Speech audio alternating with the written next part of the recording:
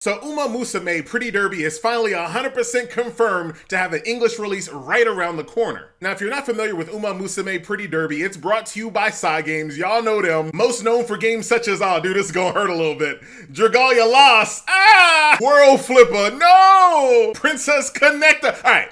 That wasn't their fault. I feel like that was more Crunchyroll on that one. But they do still have Shadowverse, so when it comes to the mobile gaming catalog of Games, it's literally just one game, Shadowverse, that's it. However, on PC and console, you do have the whole Grand Blue Fantasy Relink game that did pretty darn well. So what exactly is musume Pretty Derby? I love saying it. I might be saying it wrong, but it still feels good. Well, it's basically a game where you can train horse girls.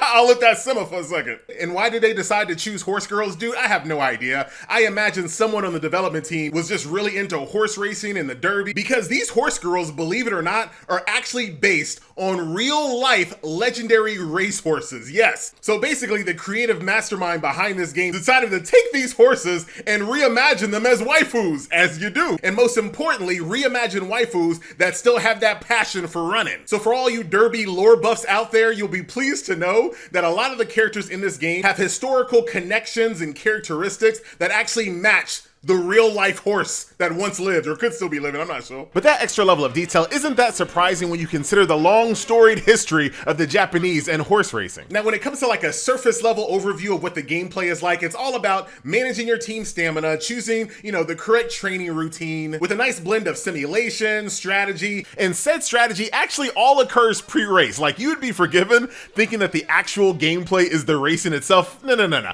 All of the actual gameplay occurs before the race. All of the dialogue choices, the training, like you have to make real consequential decisions prior to the race. And then once it's actually race day, you just kind of sit back, relax, and hope your decisions paid off.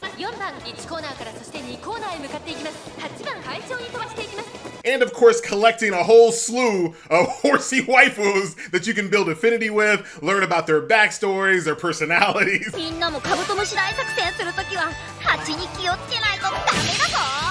As you take on the role of trainer, which, something about you being the trainer and owning these horse wife girls, I'm not gonna think about that. But just know your real job as a trainer is to help mold and guide your horsey waifus so they can win races as well as idol concert competitions. And then when all that is said and done, rinse and repitan. Train your horsey waifus, make them more efficient, unlock costume, new songs, and just like in most mobile games, you'll be able to join teams, do events, and even compete live online against other horsey waifu trainers. But why the heck are we even talking about this horse racing sim waifu game, right? Well, in Japan, this game has been an absolute blowout hit for Games. According to some of the reviews that I read in Japan, it's all about, the high quality animations, the voice acting, and just the most unique setting you can really ever have in a game like this has just made it stand out in a sea of games that are just a bunch of copycats, right? So much so that this game even spawned an anime. So Games, seeing the success this game was having in Japan, decided to also release the game in Korea, shortly after that in China, and then last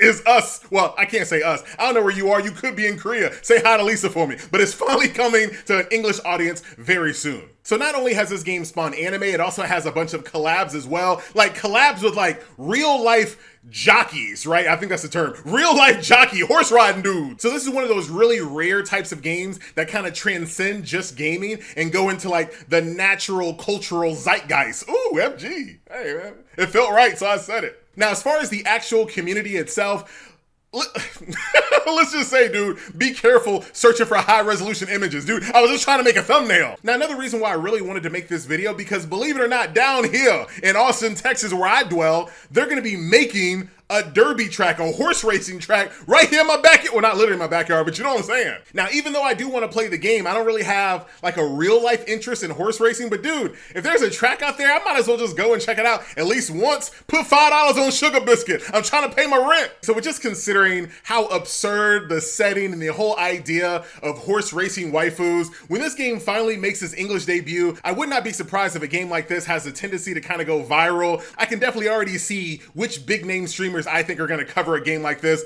just to see what's happening. Horse waifus? But what about you and me? You know what I'm saying? Us real gamers. 7 years later, this game is finally making its English debut. Do you still care? I know we've been talking about and seeing this game for years at this point, if you're like in the mobile sphere, but who knows, dude? It might be worth the wait.